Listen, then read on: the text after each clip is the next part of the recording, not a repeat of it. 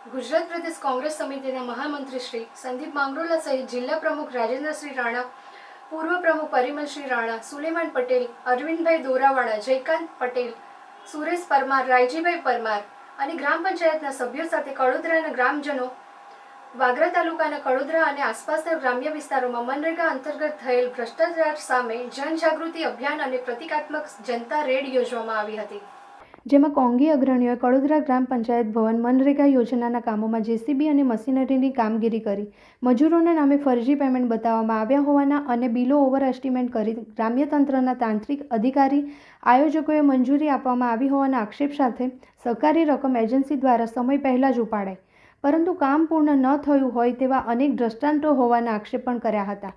આ બાબતે કડોદરા સહિત આખા વાગરા તાલુકામાં વિશેષ વિજિલન્સ તપાસ કરાવવા સીબીઆઈ દ્વારા મનરેગા કૌભાંડની નિષ્પક્ષ તપાસ હાથ ધરવામાં તેમજ સંબંધિત બીજેપી નેતાઓ અને અધિકારીઓ સામે એફઆઈઆર નોંધી નોકરીમાંથી સસ્પેન્ડ કરવાની માંગ કરવામાં આવી છે। આ બાબતે સંદીપ માંગરોલાએ જણાવ્યું છે કે ગામમાં રહીને કામ કરતા શ્રમજીવીઓ ગુજરાતીઓને લૂંટવામાં આવ્યા છે। હવે કોંગ્રેસ લોકો સાથે છે, ભ્રષ્ટાચારનો પર્દાફાશ કરવાના સંકલ્પ લીધો છે। જ્યાં સુધી ન્યાય નહીં મળે ત્યાં સુધી અમે શાંત નહીં બેસીએ। ભરૂચ જિલ્લામાં મનરેગાનું સમગ્ર જિલ્લામાં કૌભાંડ છે। જે શ્રમિકોના પૈસા છે એ ભારતીય જનતા પાર્ટી માલેતુજાર બનવા જઈ રહેલી છે આગેવાનો। ત્યારે આજે જિલ્લામાં અમે દરેક તાલુકામાં આરટીઆઈ માગેલી છે, ત્યારે 2 જ તાલુકામાં હજુ ટપાલ આવી છે, બીજા તાલુકાના ટીડીઓ હજુ નખરા કરી રહ્યા છે મારી ભાષામાં। ત્યારે એમને બી શાનમાં કહું છું કે વહેલે વહેલી તકે માહિતી આપી દેજો, અમે અપીલમાં જઈશું, પણ જે ભ્રષ્ટાચાર કરેલો છે કોંગ્રેસ ઉજાગર કરશે। આજે અમે ગ્રામજનો વાગરા તાલુકા કોંગ્રેસ સમિતિના આગેવાનોની રજૂઆતને લઈ ભરૂચ જિલ્લા કોંગ્રેસનું પ્રતિનિધિ મંડળ વાગરા તાલુકાના કડોદરા ગામે અમે મુલાકાતે ગયા હતા। ત્યાં અમે સ્થળ નિરીક્ષણ કરી, ત્યાં ગ્રામ પંચાયત બનાવવામાં આવેલી છે, ત્યાં 40-60નો રેશિયો જે જળવાવો જોઈએ મનરેગામાં એ જળવાયો નથી।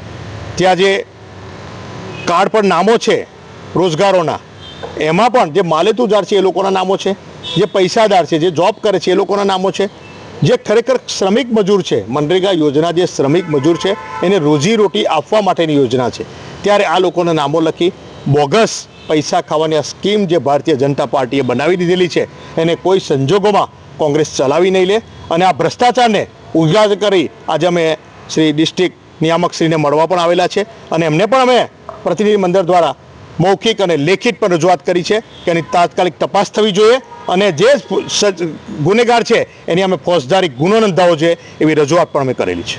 ડોક્યુમેન્ટરી એવિડન્સ જોયા ત્યારે એની અંદર મનરેગાની જે ગાઈડલાઇન છે એમાં ગરીબી રેખાથી નીચે જીવતા જે સ્થાનિક પરિવારો છે કે જેને રોજગારી સ્થાનિક લેવલે પૂરી પાડવાની આ યોજનાની અંદર જોગવાઈ છે, એવા પરિવારોના જોબ કાર્ડ બનેલા છે કે જેની 8 થી 10 એકર જમીનો છે, જેઓ મિલકત કાર ધારણ કરે છે, એવા લોકોના જોબ કાર્ડના નામ આજે અમે જિલ્લા ગ્રામ વિકાસ એજન્સી નિયામકશ્રીને આપેલા છે।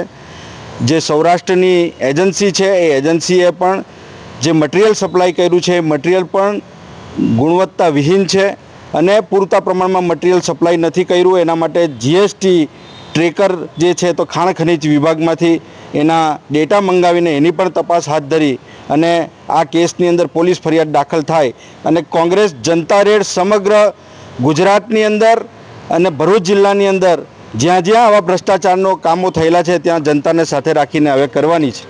સંદીપભાઈ, આની અંદર સરપંચની કેટલી ભૂમિકા હોય છે? મનરેગા યોજનાની અંદર મુખ્ય ભૂમિકા ગ્રામ પંચાયતની હોય છે અને ગ્રામ પંચાયત એ અમલીકરણ એજન્સી છે।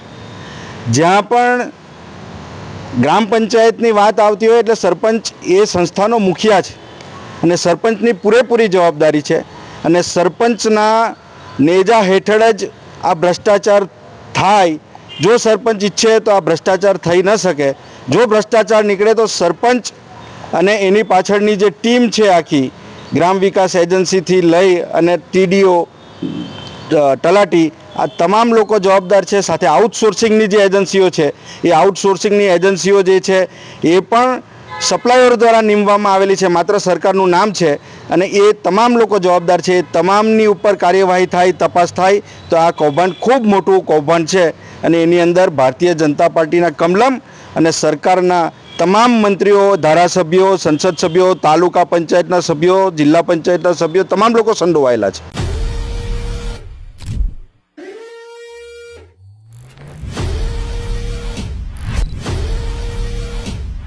जल्दी से कमेंट में बताओ कि ये ऑफर अंकलेश्वर में कौन से स्टोर में आ रही है.